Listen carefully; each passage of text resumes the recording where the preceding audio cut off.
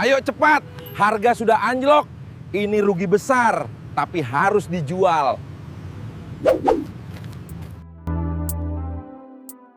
Hari ini kita nggak bakal bahas mobil baru yang baunya masih plastik pabrik.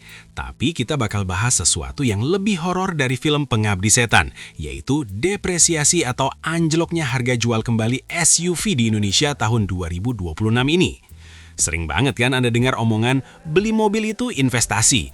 Well, kalau Anda beli tanah sih iya, tapi kalau beli 13 SUV yang bakal kami sebutin ini, siap-siap aja dompet Anda berasa bocor halus. Kita bakal bedah satu-satu kenapa SUV ini harganya bisa terjun bebas kayak bungee jumping tanpa tali. Faktor pertama yang paling nendang di 2026 ini adalah gempuran brand Tiongkok. Dulu kita cuma kenal H sama T. Sekarang merek dari negeri tirai bambu datang bawa fitur gila-gilaan dengan harga yang bikin merek Jepang garu-garu kepala. Efeknya, mobil bekas merek lama jadi kelihatan overpriced alias kemahalan. Terus ada faktor evolusi baterai. Buat Anda yang beli SUV listrik premium 2-3 tahun lalu, selamat! Anda lagi megang gadget raksasa. Baterai makin murah dan makin efisien, bikin unit lama kerasa kayak HP jadul yang mau dicas aja malas. Inilah alasan kenapa SUV EV mewah depresiasinya paling sadis 2026 di Indonesia.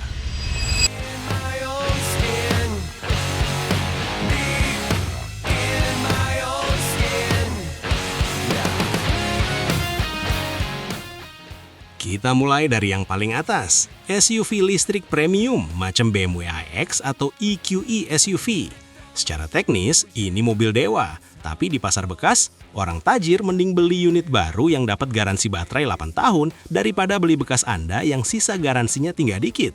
Harganya bisa hilang seharga satu Avanza baru dalam setahun.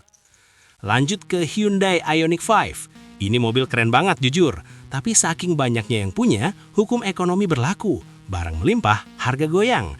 Apalagi di 2026 muncul adik-adiknya atau rival kayak BYD yang harganya lebih masuk akal. Alhasil, Ioniq 5 bekas harus rela turun kasta harganya.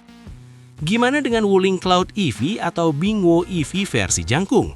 Wuling itu jagonya kasih fitur, tapi mereka juga jagonya kasih diskon di unit baru. Kalau unit barunya sering dipotong harga, ya jangan nangis kalau harga bekas Anda ikutan keseret ke bawah. Ini yang kita sebut kanibalisme harga internal. Terus ada Nissan Kicks e-Power. Kita pribadi suka banget teknologinya, sensasi EV tanpa ribet colok. Tapi masalahnya, populasi mobil ini gak banyak-banyak amat. Di Indonesia, kalau populasi dikit, orang bengkel umum biasanya males megang, dan calon pembeli bekas jadi parno duluan soal spare part. Mazda CX-3 varian 2,0 liter juga kena imbas. Mazda itu mobil buat orang yang hobi nyetir. Jimba itai lah bahasanya. Tapi buat orang awam yang cari SUV bekas, mereka bakal mikir dua kali lihat pajak 2000 cc-nya dan biaya servis di bengkel resmi yang lumayan menguras tabungan haji.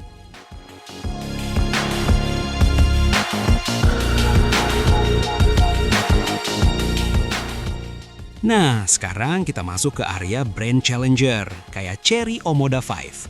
Mobil ini ganteng parah, kayak artis K-pop. Tapi di 2026, kepercayaan orang terhadap daya tahan mesin turbonya dalam jangka panjang masih diuji. Begitu ada gosip dikit soal transmisi atau elektrikal, harga bekasnya langsung drop, kayak rating film gagal.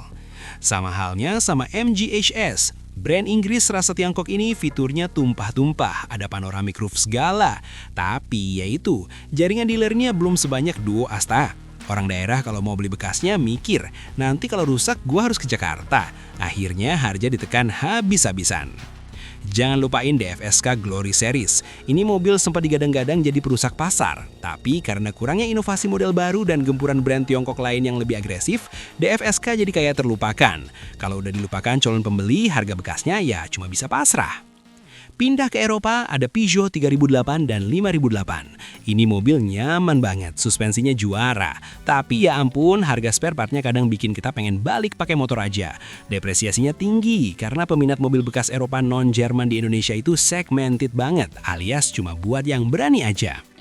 Hyundai Santa Fe bensin juga masuk list. Padahal mobilnya enak, tapi takdirnya di Indonesia itu emang harus pakai mesin diesel. Santa Fe bensin di pasar bekas itu kayak sayur tanpa garam, hambar. Orang ogah beli bensinnya karena borosnya lumayan, sementara torsinya kalah jauh sama yang diesel.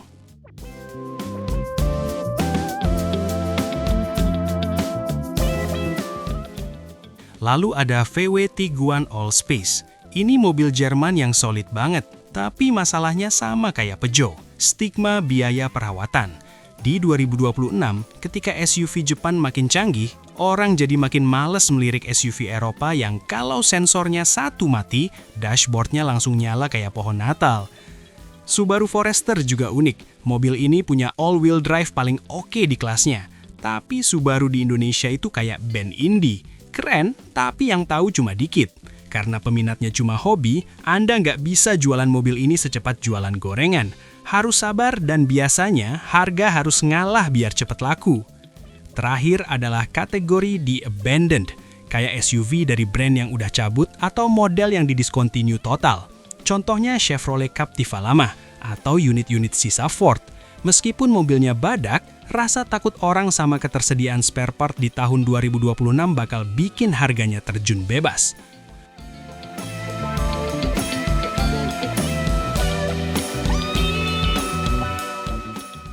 Oke, lalu apa faktor utama yang menyebabkan harga mobil Anda anjlok di 2026? Ini bukan cuma soal merek, tapi soal peace of mind. Orang Indonesia kalau beli mobil bekas, yang dipikirin pertama bukan bisa lari berapa, tapi bengkelnya banyak enggak dan pajaknya mahal enggak.